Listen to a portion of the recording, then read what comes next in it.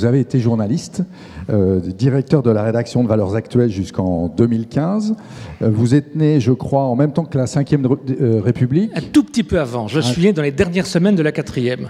D'accord. Dans 58. On va en parler ce soir. Et vous êtes membre de la Fondation De Gaulle depuis que vous êtes étudiant. Alors, est-ce qu'il y a un lien de cause à effet entre votre date de naissance et cette passion pour le général? Non, mais j'ai toujours été fasciné par De Gaulle. Et voilà. Mais non, ça n'a rien à voir.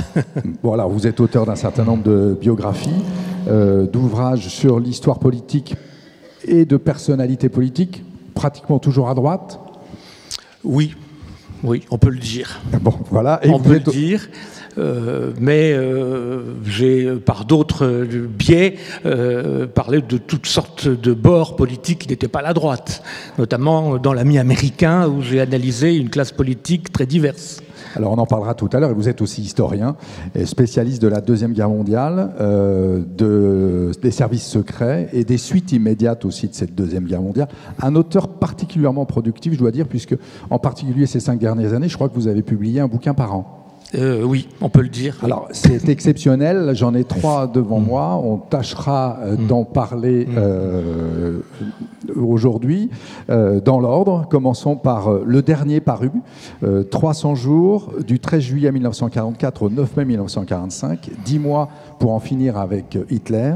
Alors, j'ai interrogé ChatGPT qui a bugué à ma question quand je lui ai demandé combien de livres était paru sur la Deuxième Guerre mondiale. On a dépassé les 13 000 en intégrant les romans. Alors pourquoi un nouvel ouvrage sur la Deuxième Guerre mondiale? Je pense que ChatGPT est pessimiste. Je pense qu'il y en a eu plus. Je pense aussi. En revanche, sur la fin de la Seconde Guerre mondiale, il y en a eu moins. Et surtout, j'ai choisi des angles qui n'étaient pas des angles habituels. C'est d'ailleurs ce que je veux faire dans la plupart de mes livres.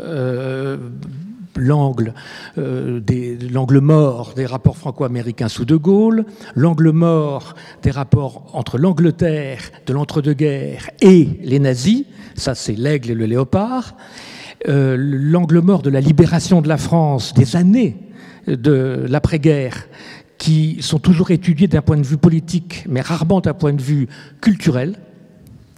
Et puis, effectivement, l'angle mort de la fin de la seconde, les angles morts des derniers mois de la Seconde Guerre mondiale, Deuxième Guerre mondiale, dont il faut rappeler que si on se place dans l'immédiate, dans les semaines qui suivent le débarquement, après la percée d'Avranches, c'est-à-dire la fin du mois de juillet 1944, tout le monde chez les Alliés, y compris chez les Alliés soviétiques, est persuadé que la Seconde Guerre mondiale va s'achever à Noël.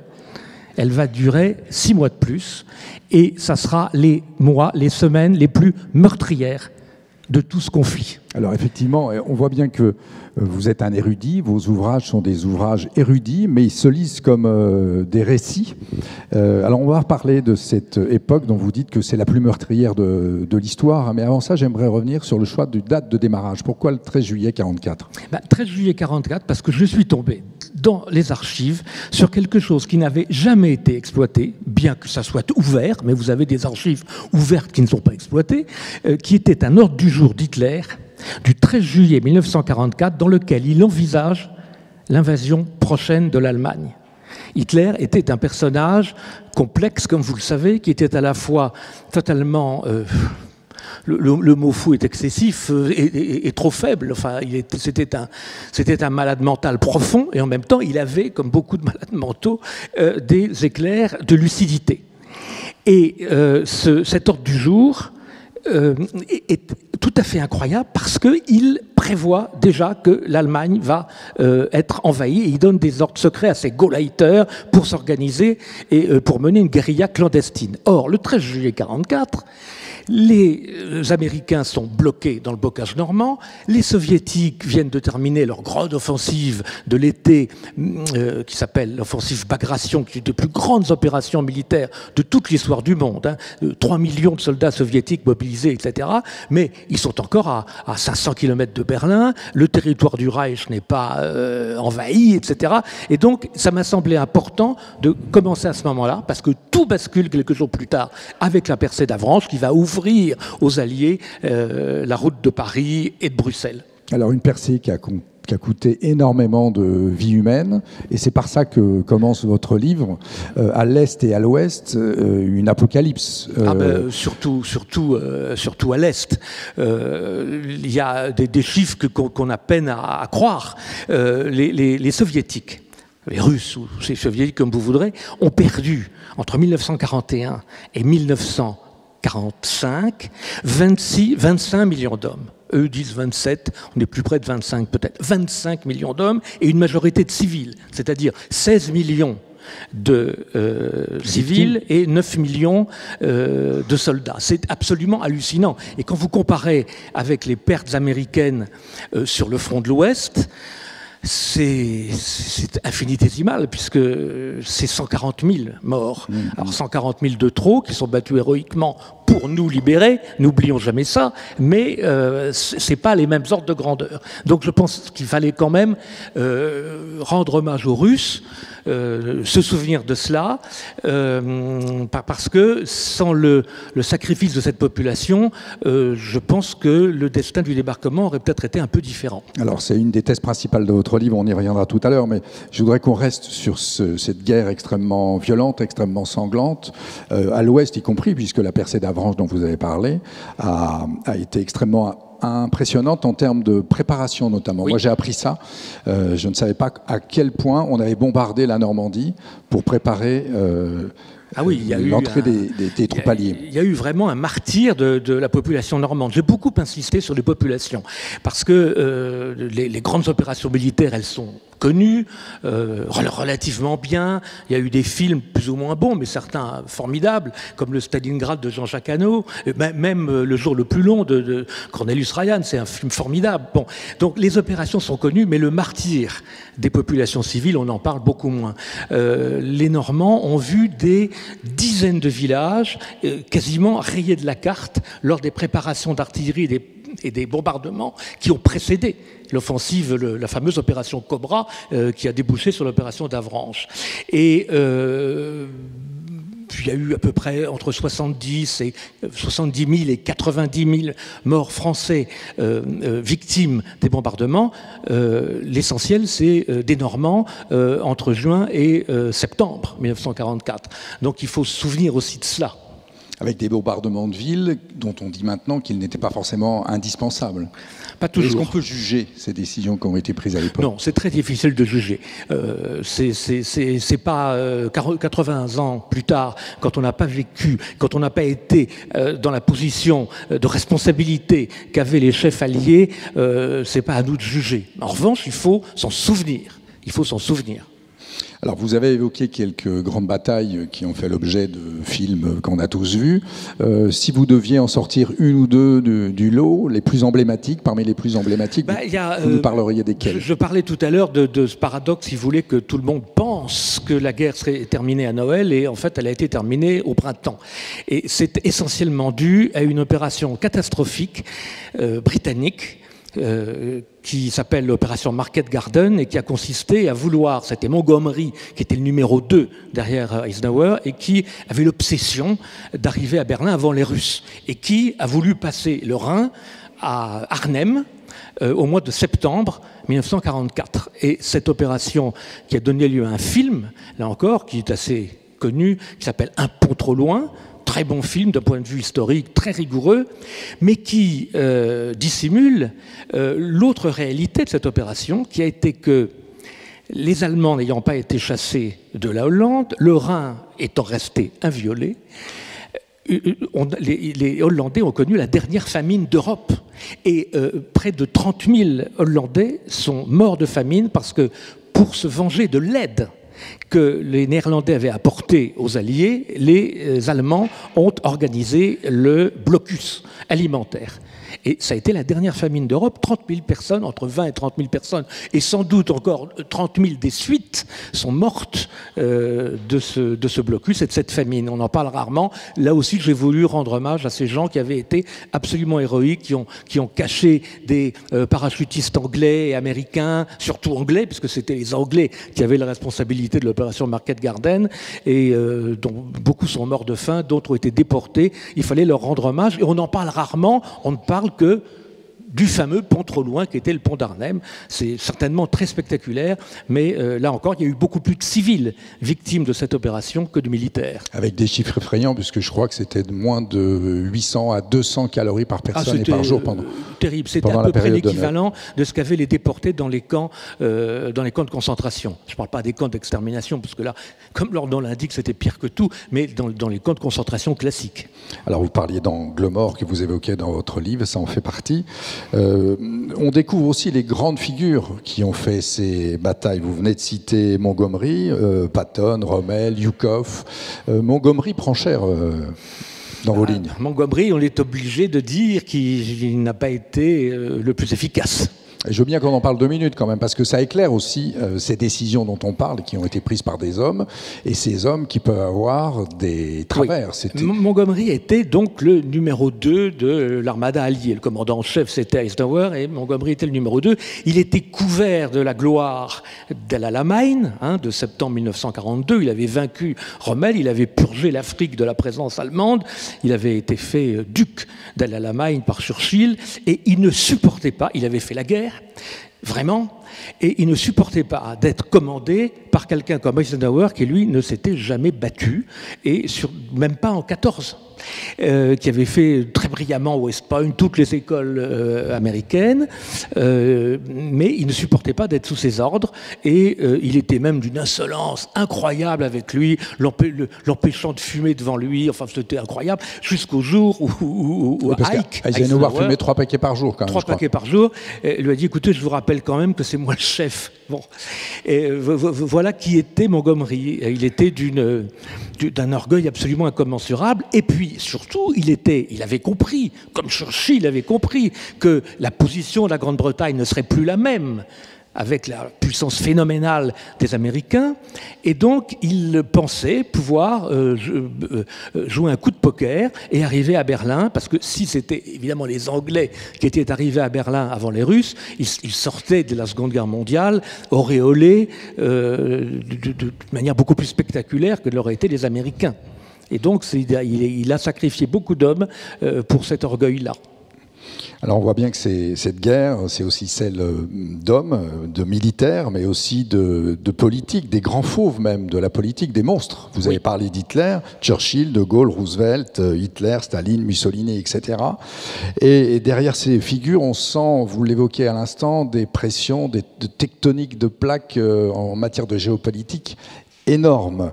Une guerre à part entière, peut-être pour illustrer cette guerre, pouvez-vous parler du sort que les Américains envisageaient de réserver, ou les Alliés, à la France et à l'Allemagne après la guerre? Parce que ça, c'est aussi quelque chose qui est assez peu connu. Oui, alors ça, c'est un chapitre que j'ai appelé « Plan sur la comète », et qui était en fait les plans secrets des Alliés, notamment pour la France, et notamment des Américains. Alors ça, je l'avais un peu développé déjà dans l'armée américaine, mais qui porte sur une période postérieure, mais j'y reviens en détail ici. C'était évidemment le plan d'Amgot, c'est-à-dire l'occupation militaire de la France par une administration américaine qui a échoué, mais d'extrêmement peu. Et ça, c'est l'œuvre du général de Gaulle, de la résistance. Il y a eu, après le débarquement, une course de vitesse absolument effrénée pour arriver dans les préfectures à mesure que le territoire se libérait avant les Américains, avant que les Américains ne traitent avec les préfets de Vichy, car c'était ce qui était prévu. Et ce que je rappelle, qui est connu, mais assez peu développé, alors qu'on a toutes les preuves, notamment la correspondance de Roosevelt, c'est que jusqu'au bout, jusqu'à la libération de Paris, quelques jours avant la libération de Paris, les Américains, enfin Roosevelt en particulier, parce qu'Eisenhower n'était pas du tout dans cette optique-là, mais Eisenhower n'avait pas d'importance politique. C'est le département d'État et c'est Roosevelt qui décidait. Roosevelt n'abandonnait pas l'idée de nommer, enfin de dealer, pardon du terme américain, de dealer, mais il s'y applique bien, avec Pierre Laval. Pierre Laval avait eu mission de rassembler les parlementaires de 1940, députés et sénateurs, de se faire investir comme président des gouvernements provisoires et ensuite de passer tranquillement le flambeau à la fameuse administration militaire américaine. De Gaulle a fait échouer ça de très peu, mais c'était tout à fait dans l'optique américaine. Donc ça, c'était un plan qui a échoué. Puis il y a un autre plan, alors là qui concernait l'Allemagne, qui est le plan Morgenthau, et qui celui-là a aussi eu un rôle inverse de ce qu'on recherchait. Morgenthau était le secrétaire d'État au Trésor de Roosevelt et il a eu l'idée, pour désarmer définitivement l'Allemagne, d'en faire une sorte de no man's land économique. Il parlait de pastoraliser le pays. Pastoraliser le pays, c'était le vider de toute activité d'industrie lourde, industrie tout court et même agriculture performante. Mmh. Et quand Churchill a appris ça, il a dit « mais c'est de la folie, le peuple allemand est certes coupable, enfin c'est surtout les nazis qui sont coupables, mais vous ne pouvez pas punir un peuple tout entier. Et puis surtout, ça risque de renforcer la combativité des Allemands. » Et c'est exactement ce qui s'est passé, car il y a eu des fuites. Et à l'issue de la conférence de Québec, où ce plan a été présenté officiellement et qui aurait dû rester secret en septembre 1944, la presse américaine l'a révélé. Et autant vous dire que ça a été repris immédiatement par la presse nazie. Goebbels en a fait des gorges chaudes. Et ça a suscité un raidissement de la résistance allemande sans précédent. Et le général Marshall, qui était le chef d'état-major de l'armée américaine, est allé voir Roosevelt un jour et lui a dit, début octobre 1944, il faut absolument arrêter ça, il faut démentir le plan Morgenthau, parce que depuis qu'il a été annoncé, c'est comme si 30 divisions allemandes étaient sorties du néant. Et ça se passe justement au moment de l'affaire d'Arnhem. Donc vous imaginez ce que ça a pu avoir comme conséquence psychologique. Alors, ce qu'on comprend dans votre livre, c'est que derrière ces batailles dont on a tous entendu parler, il y a des frictions entre les hommes, il y a des bras de fer considérables, il y a ces tractations géopolitiques avec une volonté d'affaiblir l'Allemagne, mais aussi la France en particulier, puisque considérée comme un pays vaincu et inapte à sa propre défense, on avait même été jusqu'à envisager son démantèlement, en tout cas sa partition d'une certaine manière. Oui, oui, absolument. Il y a eu des plans qui ont été faits par Roosevelt, qui vraisemblablement venaient de conseillers français de Roosevelt en plus, qui n'étaient pas très patriotiques, et où on prévoyait de donner la rive gauche du Rhône à l'Italie, pour la remercier d'être sortie de la guerre en 1943, de créer une espèce de principauté néerlando-belgo-luxembourgeoise, avec une partie du nord, du département du Nord, et puis une partie de l'Alsace, de la Lorraine, qui aurait été rattachée à la Rhénanie, qui aurait été une espèce de zone expérimentale économique qui aurait pu servir de base à la construction de la future Europe économique. Et le plan Schuman de 1950 reprend un peu cela, avec la communauté européenne du charbon et de l'acier. Mais enfin là, on ne retire aucun territoire à la France. C'est un projet politique et économique qui n'a plus rien à voir avec ça. Mais oui, il y a eu des plans comme ça. Mais le plus important géopolitiquement, c'est ce qui se passe avec la Russie, avec l'Est. Et là, j'ai une admiration immense pour Churchill, parce que sans Churchill, la France serait peut-être encore allemande. Et la guerre n'aurait peut-être pas été gagnée. Pourquoi ? Alors, je sors un peu du sujet, mais enfin, c'est tout de même lié. En 1940, Churchill a résisté à la majorité du cabinet de guerre qui était prêt à faire la paix avec Hitler.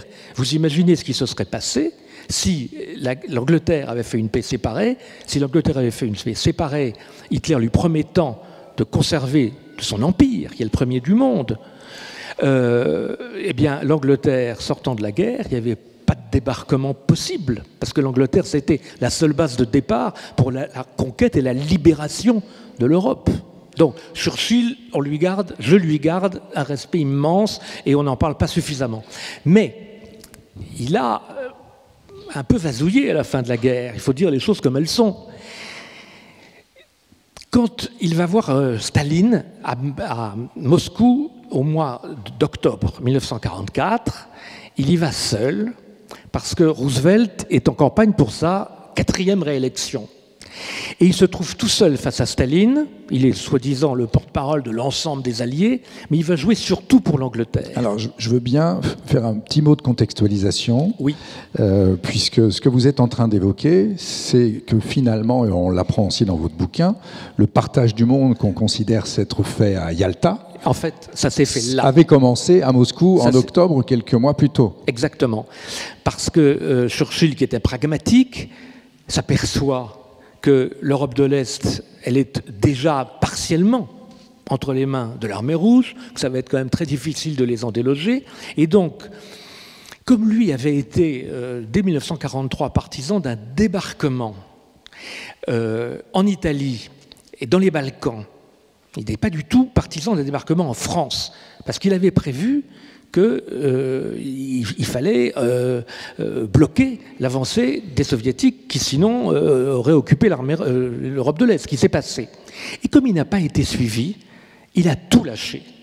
Il a tout lâché et il a dit à Staline, d'accord, vous gardez tout, mais moi je veux une contrepartie, c'est la Grèce. Parce que la Grèce, c'est la fenêtre sur la Méditerranée orientale.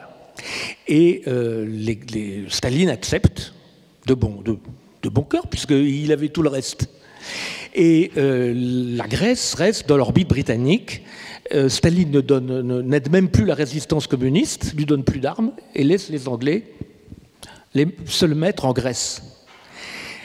Donc, ce qu'on reproche de manière souvent excessive à Roosevelt à Yalta a été acté dans les faits à Moscou dès ce moment-là.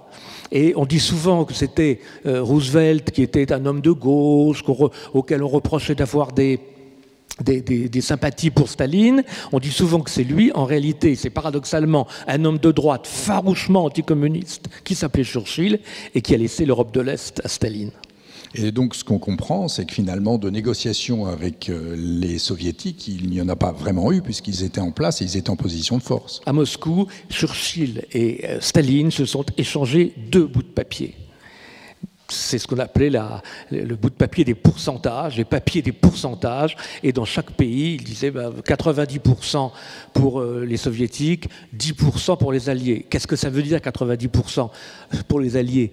Quand vous avez la Pologne qui est occupée à 100%, vous pouvez dire je revendique 10%. Non, voilà. Bon, c'était plié. En fait, c'était plié dès l'automne 1944. L'avancée des Russes, qui a été indispensable au succès des Alliés à l'Ouest, a finalement entériné une situation qui est préparatoire à celle de la guerre froide. Absolument. Et c'est ce qu'il faut comprendre de cette époque-là. Alors justement, 2 mots peut-être sur ces prémices de la guerre froide. Qu'est-ce que ces 100 jours dont on parle, et puis ceux qui ont précédé et ceux qui vont suivre, installent finalement de la situation du monde qu'on a connue jusqu'à aujourd'hui? Absolument, on peut le dire. Hein. L'Europe de l'Est, elle entre dans une sorte de glaciation politique jusqu'en 1990. Et ça ne se décide pas à Yalta, ça se décide à Moscou. Voilà. Donc j'ai voulu un peu redresser ce défaut d'optique, cette illusion d'optique. Il m'arrive de défendre Roosevelt de temps en temps. Alors, on l'a évoqué tout à l'heure, peut-être la thèse essentielle de votre livre, c'est qu'il y a eu une sorte d'accaparement de la victoire par les États-Unis aux dépens des Russes, si on considère que c'est eux qui ont payé le principal tribut en matière de vie humaine. On rappelle les chiffres, 34 millions de morts, 73% l'ont été dans le camp des Russes, contre 0,4% dans le camp des Américains. Qu'est-ce qui explique cette déformation de la perception ? Alors la perception, d'abord pour l'Europe de l'Ouest, c'est normal, ce sont les Américains qui nous ont libérés, c'est pas les Russes. Donc c'est normal qu'on ait le sentiment d'avoir été libérés par eux, puisque c'est eux, c'est la vérité. Bon. Mais au niveau mondial, de la Seconde Guerre mondiale prise dans son ensemble, évidemment, les chiffres ne correspondent pas à la réalité. Et il faut y voir la victoire du soft power américain qui est déjà très supérieur à tout ce qu'on peut imaginer. Ils ont... Qu'est-ce que vous appelez le soft power ? Le soft power, c'est le pouvoir d'influence. Le pouvoir d'influence par le cinéma, par la radio, puis par la télévision qui est arrivée après, etc. etc. C'est très important. Les Russes, c'est le hard power, c'est-à-dire c'est le pouvoir des chars et des divisions. Vous savez, c'est le mot de Staline, le pape qu'on vient de division. Ça, c'est le hard power. Le soft power, c'est le plan Marshall. c'est les accords Bloom-Birns. Là, on dérape sur la 4e République de 1947, qui impose au cinéma français des quotas, c'est-à-dire que pour 10 films français, pour 10 films projetés dans les salles de cinéma, il faut qu'il y ait 7 films américains et seulement 3 films français. Ça, c'est les accords Bloom-Birns de 47, et ça, c'est un exemple de soft power réussi, qui d'ailleurs a eu un effet assez troublant, c'est qu'il a jeté dans les bras du Parti communiste des gens qui n'étaient pas du tout communistes, des acteurs qui n'étaient pas du tout communistes, mais qui défendaient leur job, quoi. Alors, ça fait partie des sujets, il y en a beaucoup hein, qu'on aborde, j'espère que vous suivez, on essaye d'être le plus pédagogue possible, mais vous abordez un nombre de questions très nombreuses dans votre ouvrage, et donc il y a les faits, un maximum de morts chez les Russes versus les morts américains, et il y a ce qu'on en fait. Et ce qu'on en fait, c'est aujourd'hui Vladimir Poutine qui se revendique de cette victoire de ses ancêtres, si on peut les appeler comme ça, sur les Américains, et qui revendique en fonction de ça un certain nombre de positions. Là, on est dans la propagande. Je dois vous dire que là, on va faire de l'actualité et presque de la politique, mais tant pis, j'avais dit que je ne le ferais pas, mais je vais le faire. Il y a une chose qui m'a profondément choqué, j'espère que je n'ai pas été le seul en France, c'est que, vous savez qu'on a commémoré au mois de janvier, le 27 janvier, les 80 ans de la libération d'Auschwitz. Bon. La découverte des camps d'extermination. Auschwitz a été libéré par l'armée rouge.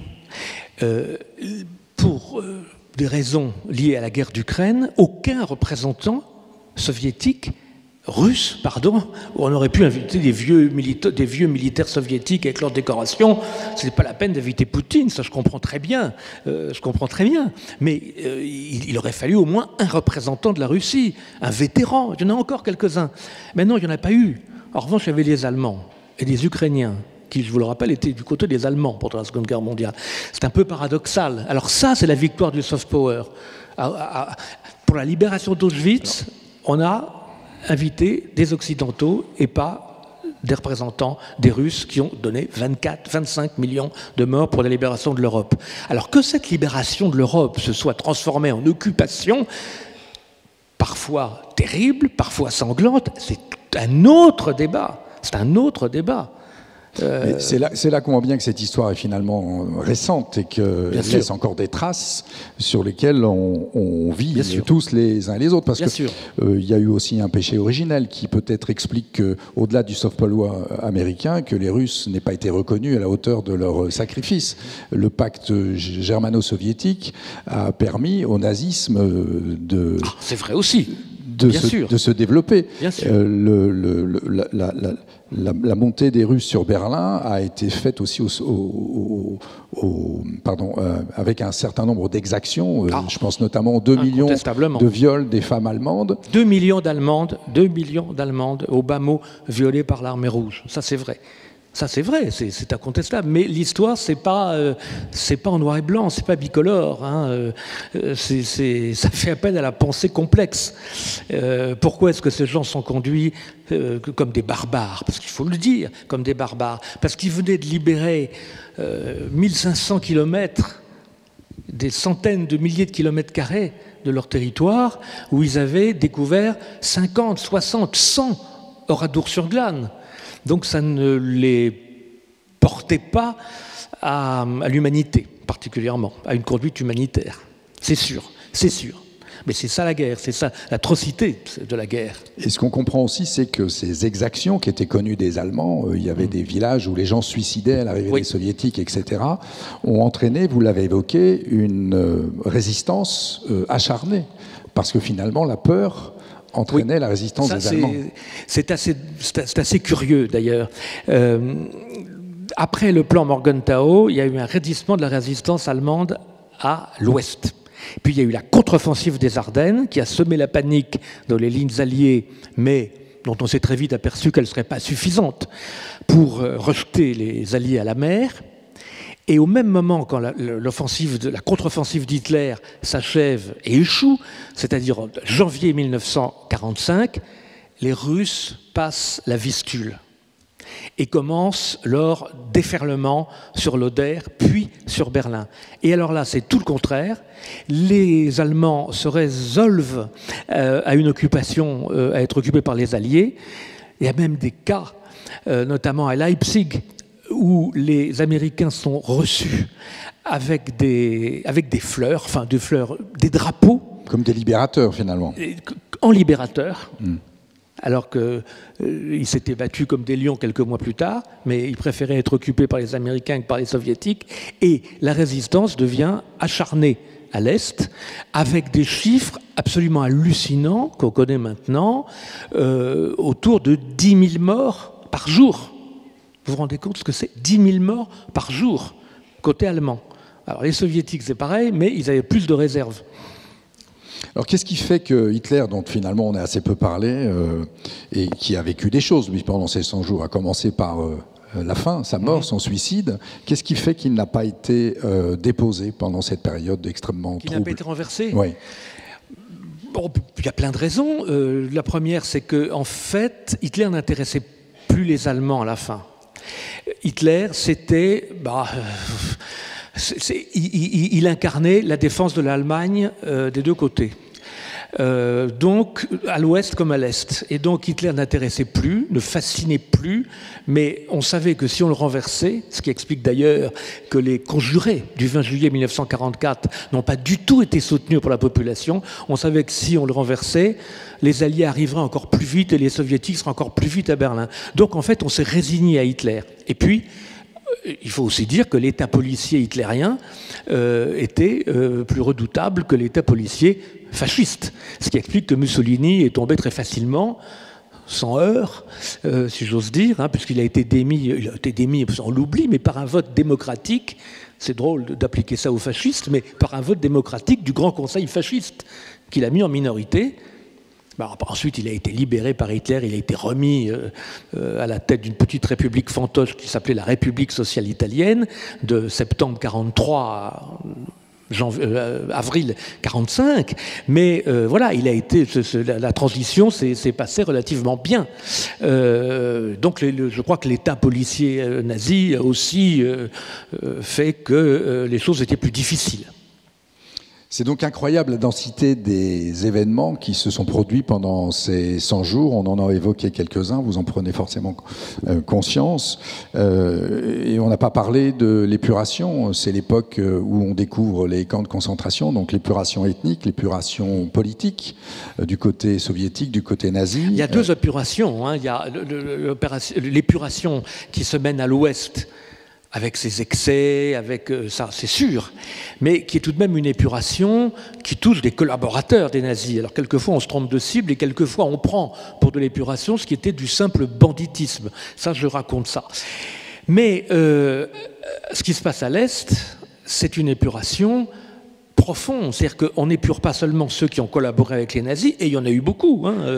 La Hongrie était alliée du Reich, la Bulgarie était alliée du Reich, la Slovaquie, qui a été créée en 1938 après Munich, était totalement hitlérienne, c'était un État hitlérien, donc il y avait fort à faire, mais en fait on a épuré pas seulement les collaborateurs des nazis ou les nazis eux-mêmes, mais tout ce qui n'était pas communiste. Et donc là, ça se chiffre à des centaines de milliers de victimes. Alors cette question de l'épuration, c'est un moyen peut-être de passer à votre deuxième ouvrage, paru il y a 2 ans, La République des imposteurs. L'année dernière. Oui, c'est vrai. Chronique indiscrète de la France d'après-guerre, 1944-1954, et qui commence justement par faire un sort à cette question de l'épuration des collaborateurs en France. Et vous faites un sort au chiffre de 100 000 morts, oui, qui a traîné longtemps. Absolument n'importe quoi. Alors allez-y, peut-être dites-en un mot. Absolument n'importe quoi. L'épuration politique a fait un peu moins de 10 000 morts, ce qui est déjà beaucoup. Bon. Les tribunaux ont jugé, etc. Et ont envoyé plusieurs centaines de personnes au plateau d'exécution. 100 000 morts, c'est un chiffre complètement aberrant, qui est venu d'ailleurs du Parti Parti communiste, qui s'est longtemps prévalu d'avoir le monopole de la résistance, alors que, comme vous le rappelez, il est rentré en résistance en 1941, après la rupture du pacte germano-soviétique, et donc c'est un chiffre qui est absolument ridicule. Les communistes ont été très vaillants dans la résistance à partir de 1941, ont perdu beaucoup d'hommes, ont été persécutés par le régime de Vichy au même titre que par les Allemands, c'est certain, mais 100 000, c'est n'importe quoi. Simplement, c'est un chiffre qui est sorti au moment de la guerre froide, en 1946-47, quand la guerre froide s'est installée. Et donc, il fallait aux communistes voilà, un chiffre symbole pour montrer qu'ils avaient été les plus grands résistants de France. Ce que j'essaie de montrer dans ces deux livres, c'est qu'on a vraiment voulu salir la réputation de la résistance, et notamment les rescapés de Vichy, en imputant à la résistance des crimes qui étaient en fait des crimes de droit commun. Il y a un exemple d'ailleurs qui touche directement la région du Mans. C'est l'affaire du maquis Lecause.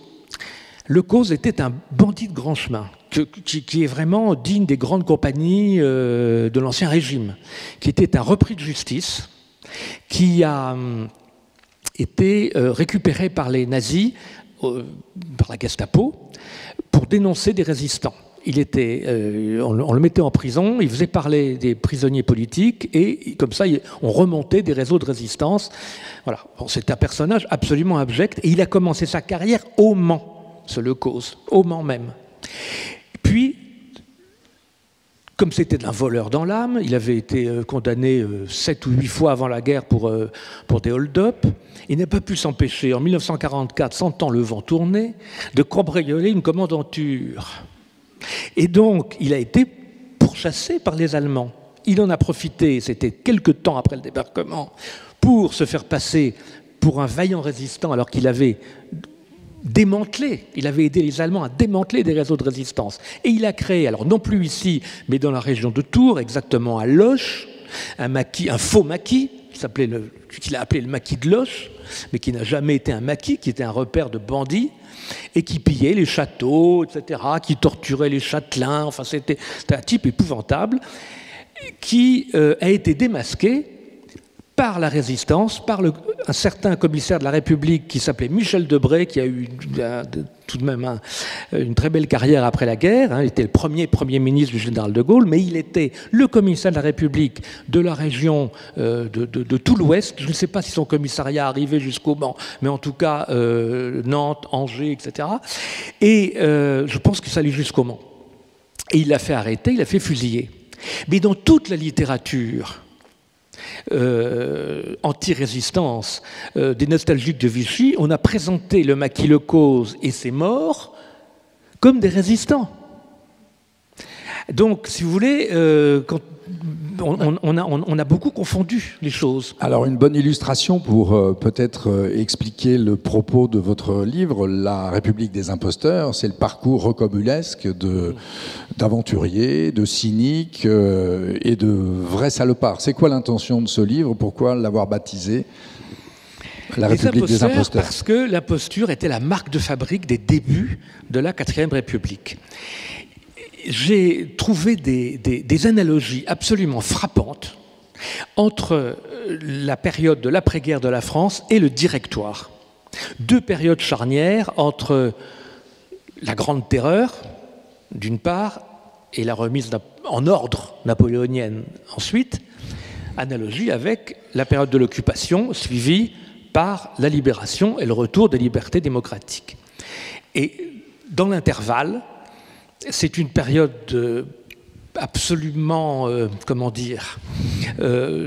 d'ombre et de lumière, où les gens se dissimulent, se font passer pour ce qu'ils ne sont pas.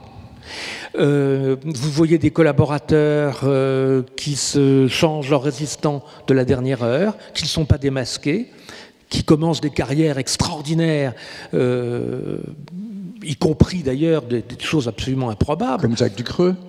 Voilà, il y a eu un député qui s'appelait Jacques Ducreux, qui est le seul député de l'Assemblée nationale à s'être fait élire sous un faux nom. Je suis tombé sur ce dossier et c'est ce qui m'a donné l'idée d'écrire ce livre.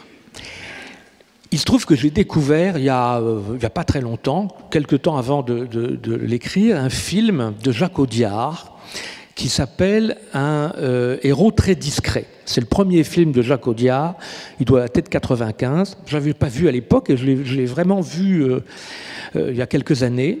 Et c'est l'histoire d'un type qui n'est ni résistant ni collabo, qui mène une guerre complètement banale et qui, parce qu'il ressemble à un ancien héros de la France libre, se fait reconnaître comme ce héros de la France libre qui se trouve, qui est mort, et donc des gens le reconnaissent, etc. Il prend son identité et il devient capitaine ou même lieutenant-colonel dans l'armée de la Libération. C'est un film de fiction.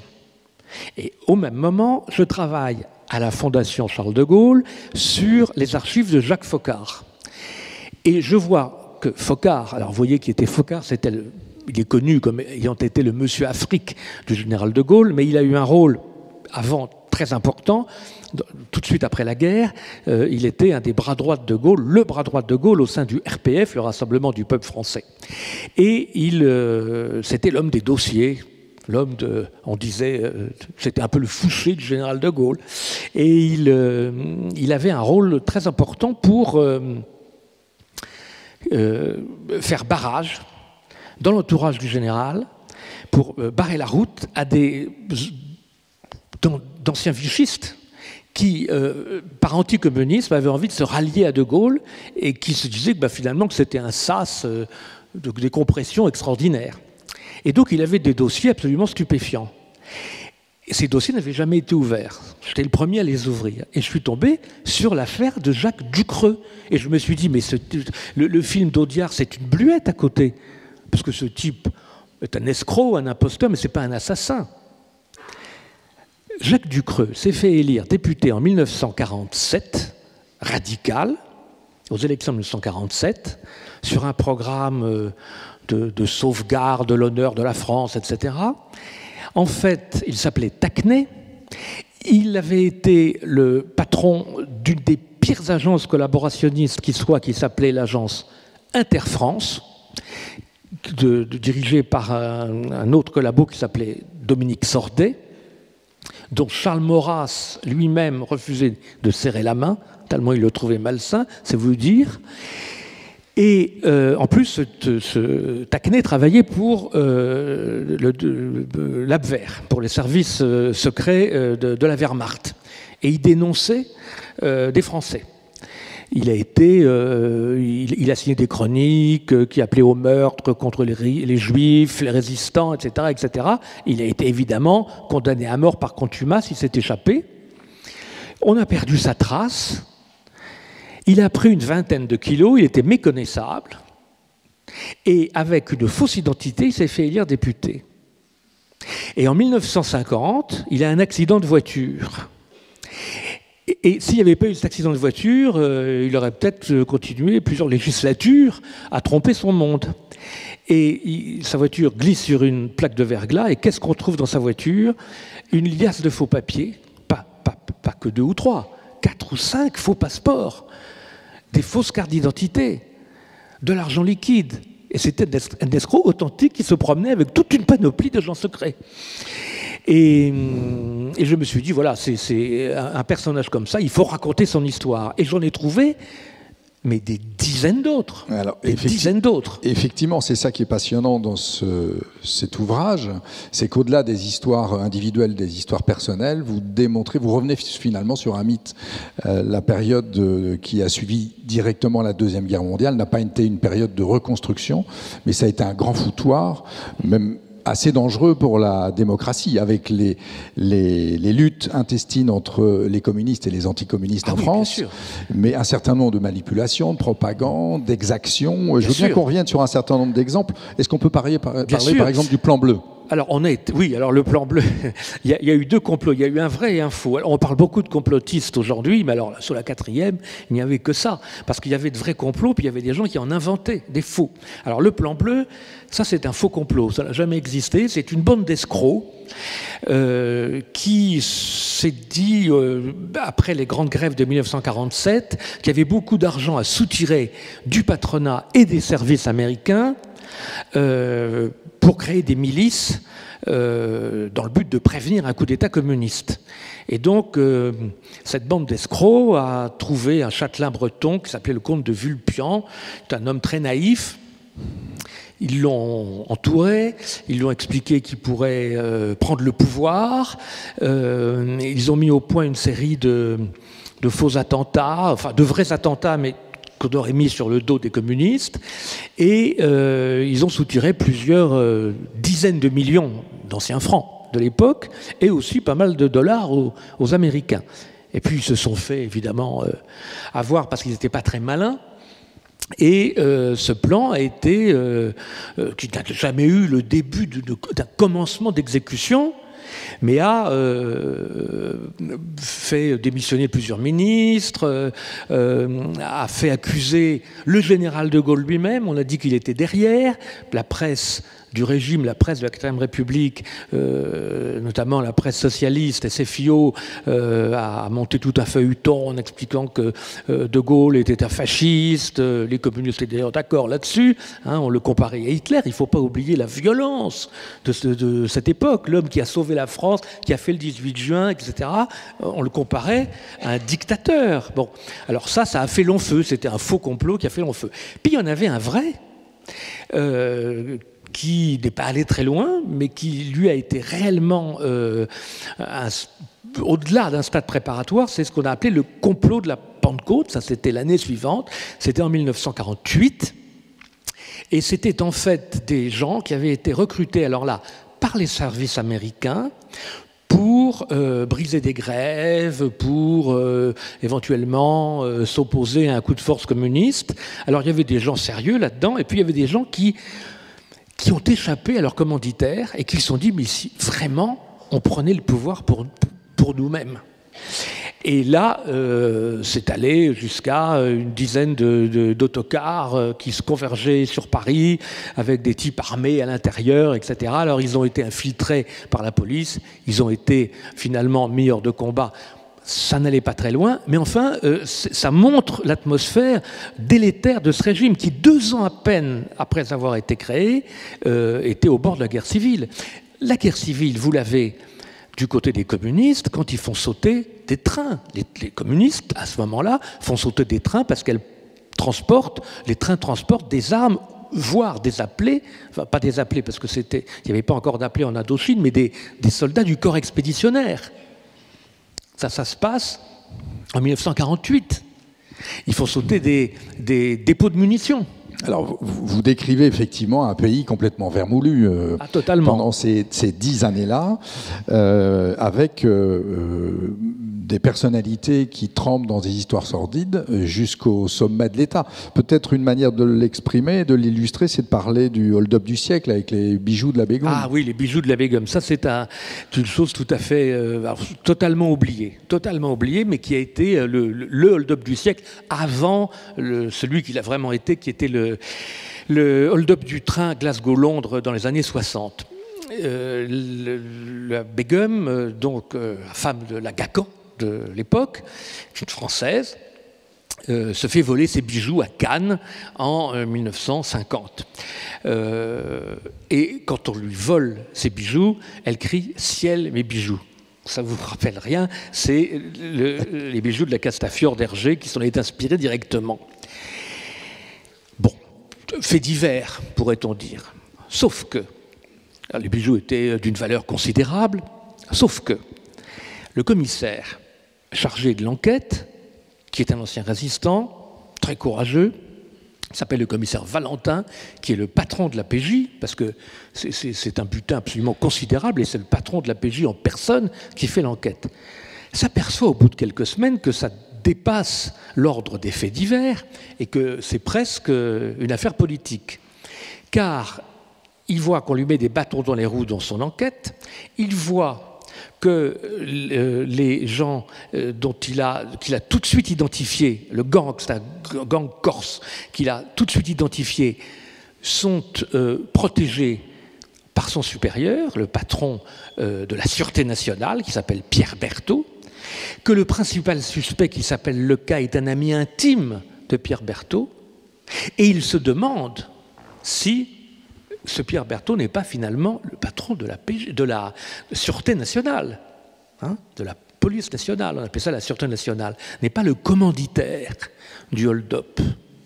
Et quand il voit que non seulement on l'empêche de travailler, mais qu'on veut le licencier, il convoque la presse et il accuse son supérieur d'être l'instigateur. Alors évidemment, il est démis de ses fonctions, mais il y a évidemment une enquête qui est faite par l'IGPN, et puis 3 jours après le début de l'enquête, le butin revient, comme par hasard, est remis à la préfecture de police de Marseille, qu'on appelle l'archevêché. Mais Valentin continue à accuser, et donc il y a un procès qui va se tenir en 1951 et qui va aboutir à la démission de Berthaud, mais qui ne sera jamais sanctionné, alors que ses liens avec les auteurs du hold-up sont connus, et Valentin, l'accusateur, sera également démis de ses fonctions. Quand vous regardez la presse de l'époque, c'est 5 colonnes à la une pendant 1 mois sur tous les titres. Et je vous prie de croire qu'il y avait plus de titres de presse quotidienne en 1950 qu'aujourd'hui. Papier, oui. Ça défraie littéralement la chronique. Et alors, cette affaire, on l'a complètement oubliée. Alors, des affaires comme ça, il y en a une foule. On va l'affaire des généraux aussi. Voilà, j'aurais bien aimé en parler, mais je vois que l'heure tourne, et du coup, on va la réserver pour les lecteurs, parce que l'affaire des généraux vaut effectivement son pesant de cacahuètes. Mais ce qu'il faut comprendre, c'est que sur ce terrain bien vermoulu, se construisent, malgré tout, des grands enjeux politiques sur la constitution de la Ve République, et puis des grands enjeux géopolitiques, de géopolitique internationale, puisque c'est au même moment qu'on commence à construire l'Europe. Donc on a un paradoxe avec un terrain extrêmement friable, avec des personnalités qui sont aux manettes extrêmement troubles, et puis dans le même temps, la construction du socle sur lequel on est encore installé. Bien sûr, c'est la première fois qu'on parle d'armée européenne avec la Communauté européenne de défense, la CED, l'ACK à laquelle j'ai fait allusion tout à l'heure. Mais tout ça, en fait, se construit sur du sable, puisque la perte de confiance des Français envers leurs hommes politiques est totale, absolument totale. C'est d'ailleurs pour ça que je m'arrête en 54, parce qu'en 54, la République entre en agonie. La 4e République rentre en agonie. Je l'ai voulu l'étudier dans son allure de croisière, en quelque sorte, entre 44 et 45, même si elle commence officiellement en 47, mais ses bases sont lancées dès 44, jusqu'en 54. Pourquoi 54 ? Parce que c'est l'affaire de la CED qu'on a comparée, qu'André Siegfried a comparé à l'affaire Dreyfus de la 4e République, c'est l'équivalent de l'affaire Dreyfus. C'est le début de l'affaire algérienne, et c'est Dien Bien Phu. Et à partir de ce moment-là, les gouvernements vont se succéder à une vitesse hallucinante, les scandales succédant aux scandales, et ça va aboutir au délitement général et à l'appel du général de Gaulle le 13 mai 58. Donc après, disons que c'est plus connu, mais moi j'ai préféré étudier la 4e vraiment dans son allure de croisière. Alors qu'est-ce qui fait que la démocratie n'a pas vacillé pendant cette période que vous décrivez comme extrêmement trouble finalement ? Elle n'a pas vacillé parce qu'il y avait une magnifique administration. La classe politique était pourrie, on peut le dire, mais l'administration était sérieuse. Et on doit beaucoup aux grands directeurs des ministères, etc., d'avoir maintenu le pays à flot. Il y avait des gens de très grande qualité. C'était les débuts de l'ENA et voilà, les premières promotions on peut leur rendre hommage. Et puis, il y avait un sens de l'État incontestable chez les fonctionnaires. Mais les hommes politiques, il y avait une confusion totale entre les partis et le gouvernement, entre le législatif et l'exécutif. Sans la 4e République, même si De Gaulle avait jeté les bases dans son discours de Bayeux, même s'il avait jeté les bases dans son discours de Bayeux de 1946, la Constitution actuelle ne serait pas ce qu'elle est s'il n'y avait pas eu ce délitement général. Et vous rendez d'ailleurs dans vos pages un hommage à Michel Debré, qui justement, sur ce terrain-là, arrive... Oui. Qui a écrit un livre à relire aujourd'hui, qui s'appelle « Ces princes qui nous gouvernent », qui est un pamphlet de 1957. Oui, il ne vous a pas échappé que j'aimais beaucoup Michel Debré, il a eu un rôle absolument essentiel. Vous savez que Michel Debré, c'est pas seulement le premier ministre du général et le rédacteur de la Constitution, c'est aussi celui qui, dans la Résistance, au sein de ce qu'on appelait le CGE, le Comité Général des Sages, le Comité Général d'Études, pardon, qu'on a aussi appelé les 9 sages de la Résistance, a mis au point l'architecture de toute la libération. C'est-à-dire, non seulement ça a été un résistant actif, mais en plus, intellectuellement, on lui doit énormément, énormément. Et il est trop peu connu. Alors vous connaissez l'adage, quand je me contemple, je me désole, quand je me compare, je me console. Est-ce que la lecture de votre bouquin est une manière de relativiser un petit peu sur l'époque que peut-être on pourrait juger de façon pessimiste actuellement? Sur la nôtre? Oui, la nôtre. Non, parce que je trouve au contraire qu'il y a beaucoup de points communs et que la Ve République finissante, malgré l'effort de rationalisation formidable qui a été mené, repart dans des travers. Alors c'est pas dû aux institutions, mais c'est dû aux hommes. Et je crains malheureusement qu'il y ait beaucoup de points communs, en tout cas depuis la dernière dissolution, et on voit cette assemblée qui ne fonctionne pas, malgré des instruments qui sont là, et on en revient à la fameuse question du mode de scrutin qui a hanté la 4e. Si la 4e n'a pas fonctionné, c'est parce qu'elle avait un mode de scrutin proportionnel qui empêchait de dégager une majorité stable. Or, on s'aperçoit, depuis que la Ve République n'est plus bipolaire, mais tripolaire, que le scrutin majoritaire n'est pas non plus suffisant, n'est pas non plus la garantie de dégager une majorité stable. On le voit avec ce qui s'est passé aux dernières élections et même à celles d'avant. Et donc, on peut se demander si, au lieu de changer la Constitution, parce que ça c'est une facilité de vouloir changer les institutions quand les choses ne vont plus, s'il ne faudrait pas simplement changer l'instrument qui permet de donner une majorité stable, c'est-à-dire le mode de scrutin. On ne va pas ouvrir le débat ce soir, on n'aura pas le temps, mais je vous recommande la lecture de ce bouquin pour effectuer vous-même les comparaisons entre l'époque qu'on vit actuellement et cette période de la 4e République finissante, qui a connu aussi, bien entendu, le plan Marshall, que vous dénoncez comme également une imposture, et ça va nous permettre de passer...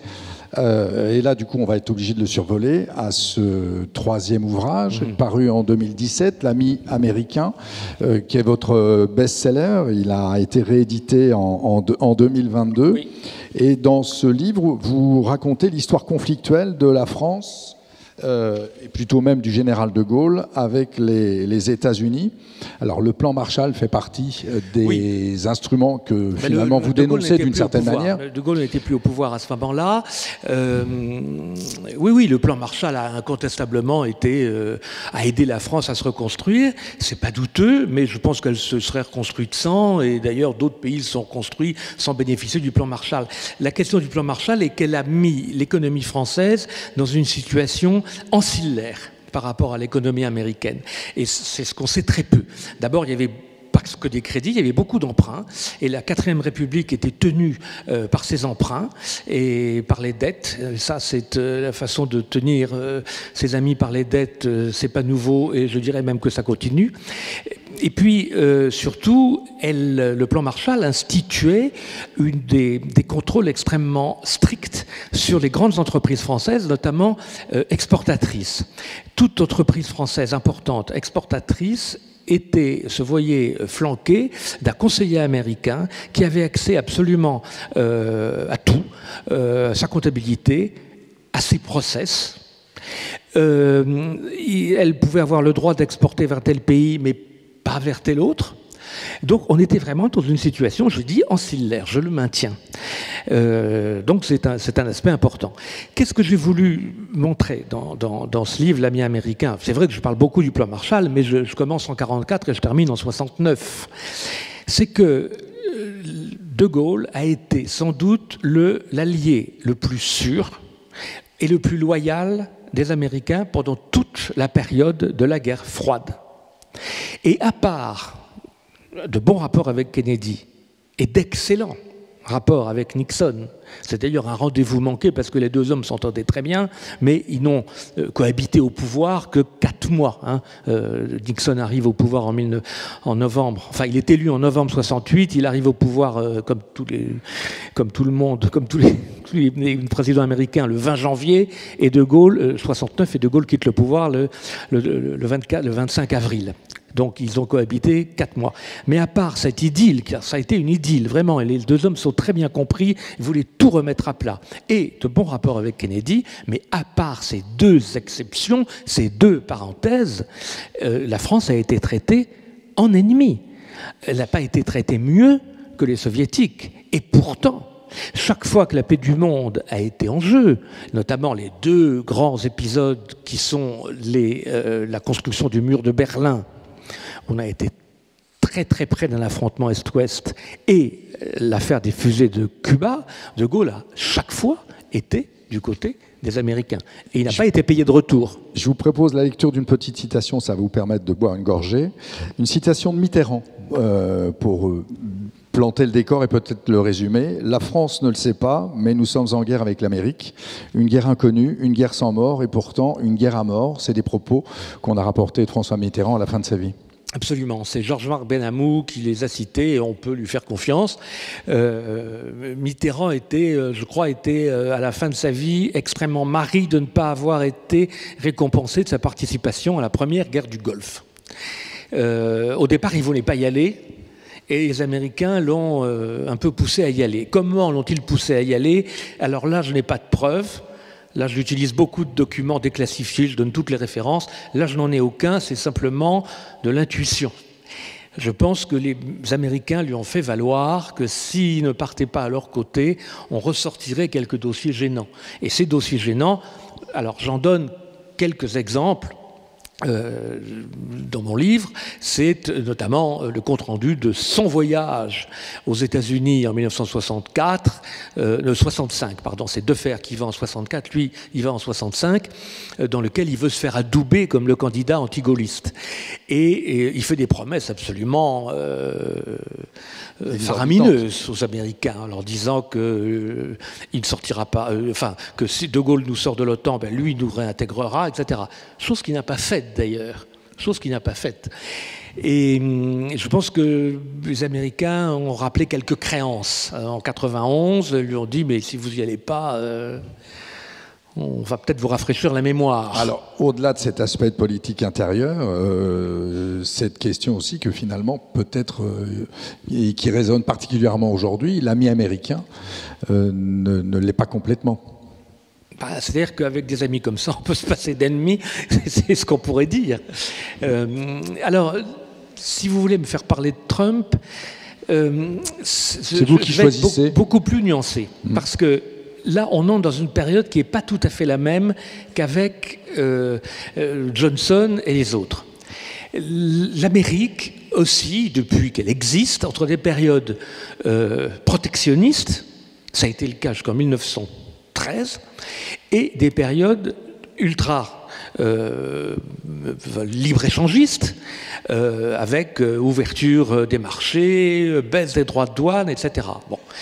Et puis, à l'intérieur de ces périodes très libre-échangistes, sur certains produits, des espèces de montées de fièvre protectionnistes, par exemple sur l'acier, de temps en temps, etc. Bon. Là, on est en train d'entrer dans une période qui nous rappelle plutôt celle des droits de douane avant 1913. Et donc, ça va au-delà de ce qu'on appelle pudiquement l'impérialisme américain. Je crois qu'il y a vraiment chez Trump une idée géopolitique qui est bonne ou mauvaise, je n'en sais rien, qui aboutira à des catastrophes ou à un miracle, comme il le pense. Ça, je suis incapable de le dire. Mais c'est beaucoup plus structurel et ça ne concerne pas l'Europe en particulier. Ça concerne le destin des États-Unis. Voilà. Alors on a un petit peu cavalé ce soir, parce qu'il y avait beaucoup de choses à dire à la faveur de la lecture de ces 3 ouvrages passionnants, mais ce que je voulais, c'était faire la démonstration qu'en les lisant, on arrive à tirer un certain nombre d'éléments utiles pour lire la période actuelle que nous vivons. Vous voyez qu'on est passé de Trump à Vladimir Poutine assez facilement. Ah oui, on a cavalé, là, c'est sûr. On a cavalé en parlant de politique intérieure, et encore, on n'a pas parlé de la construction de l'Europe, que vous évoquiez, notamment dans La République des imposteurs. Et autant d'éléments passionnants, mais peut-être est-il le moment de vous laisser la parole pour justement poser les questions qu'on n'aurait pas posées pour vous. Alors, il y en a une ici, si on peut amener le micro jusqu'au 2e rang.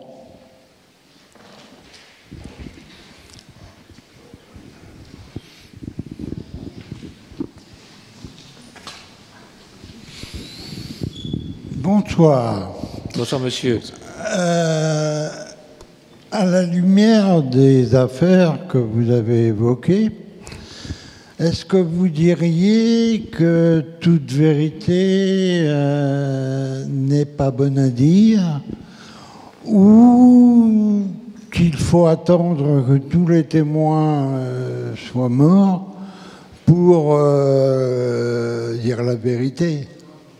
Parce qu'on voit bien que des vérités sortent, mais on n'est jamais sûr qu'il n'y a pas une autre vérité derrière.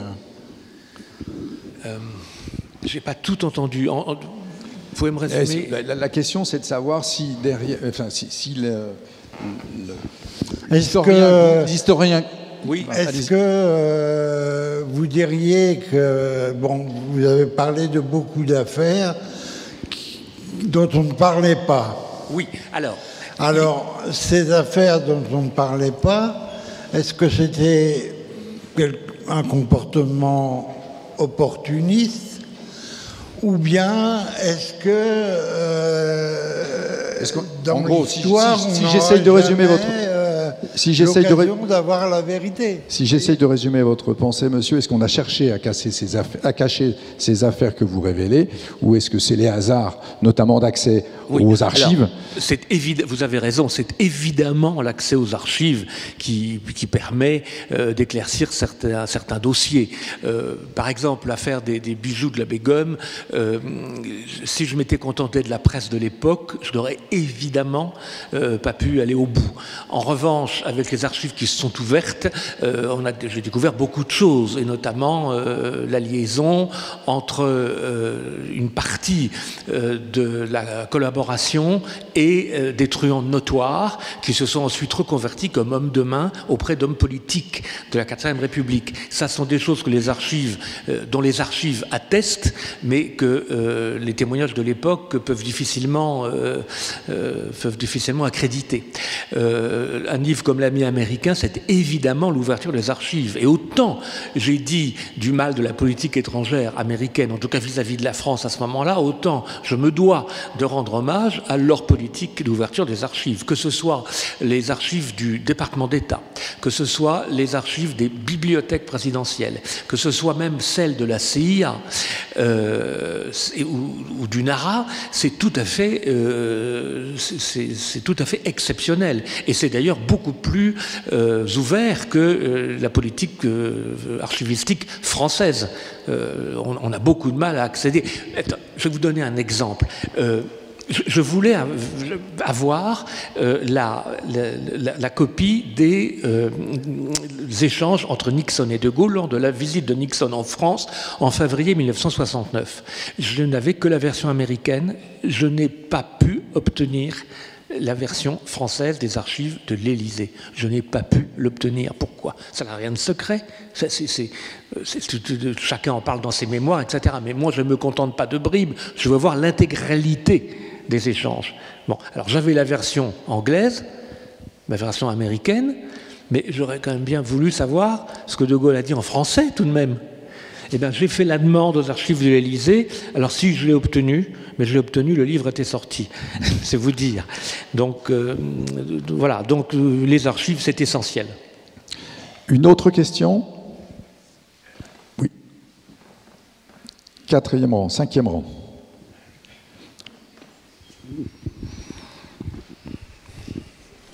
Oui, je voulais vous demander de préciser ce que vous avez dit, ça m'a un peu choqué, je dois vous être honnête, concernant l'Ukraine, en citant l'anniversaire de la libération d'Auschwitz.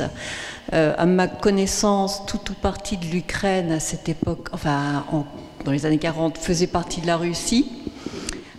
Donc dans les 25 millions de morts russes, il y avait sûrement des Ukrainiens, je pense.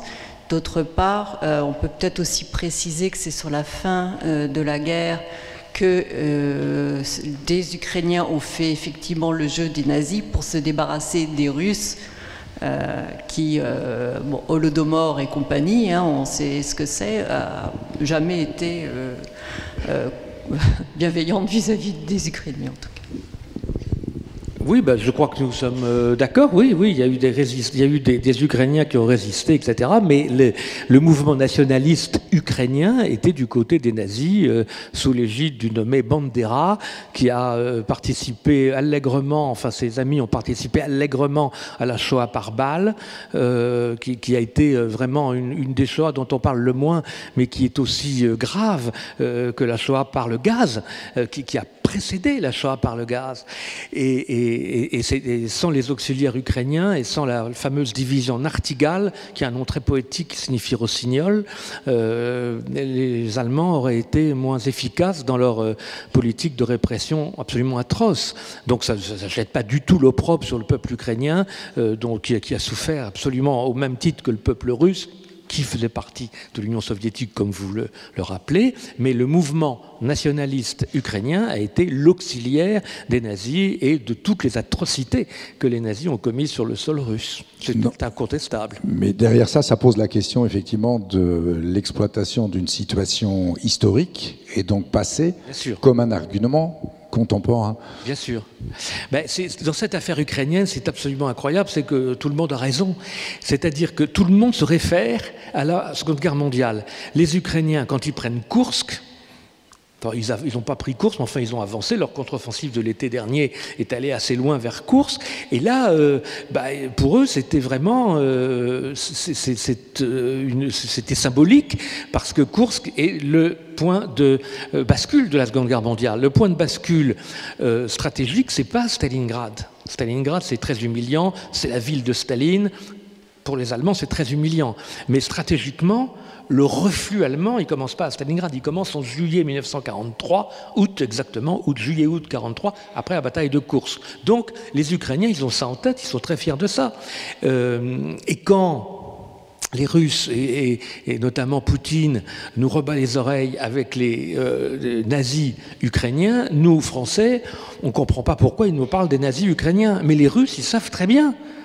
Et ils savent très bien que Poutine ne radote pas, que ça mobilise le passé au service de ses ambitions présentes, mais ça correspond à une réalité. Donc les deux ont raison à leur manière.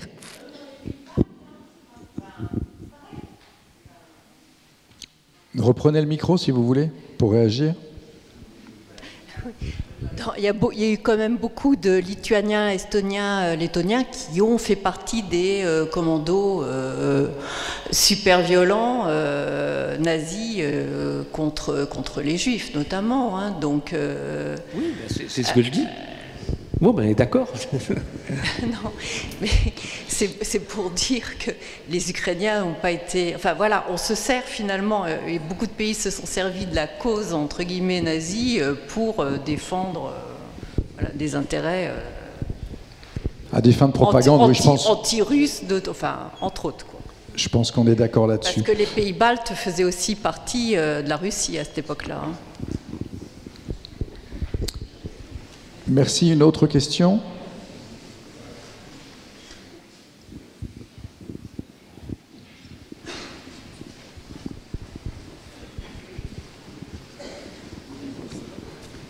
Alors celle-ci est en fond de salle, donc pour le coup...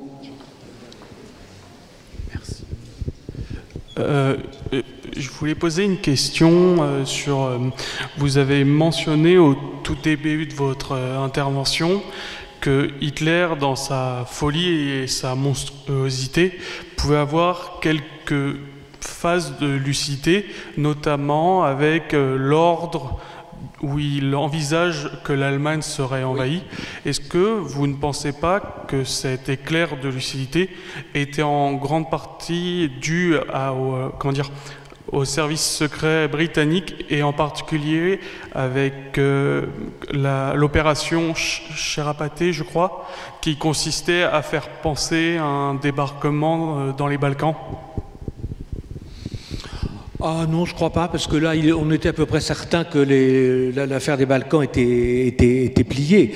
Non, Hitler, il était très très intoxiqué par les services anglais avant le débarquement, puisqu'il a pensé jusqu'au bout qu'après le débarquement de Normandie, il y aurait un deuxième débarquement dans le Pas-de-Calais.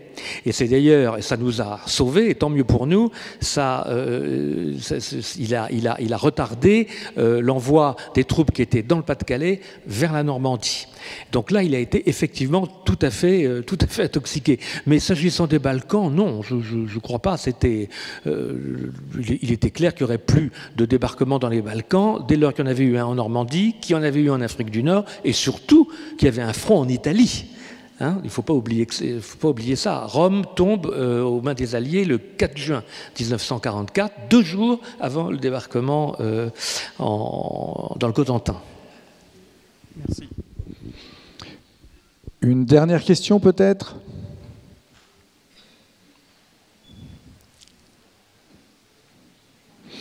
Alors moi j'ai une petite réflexion qui m'est venue à la faveur de cette remarque de Madame tout à l'heure. On a entendu une voix de femme ce soir. Il n'y a pas beaucoup de femmes présentes dans votre bouquin là. Ça c'est vrai. Ça c'est vrai. Si j'avais fait une histoire de la résistance, mais d'autres l'ont fait mieux que je ne pourrais le faire, il y en aurait beaucoup. Mais c'est vrai que parmi les généraux, parmi les décideurs, il n'y en a pas. Il y en a pas. C'est incontestable. Mais malheureusement, parmi les victimes, il y en a beaucoup. C'est la seule place, oui. Merci, c'était une petite réflexion comme ça au passage. Merci beaucoup pour cette intervention passionnante.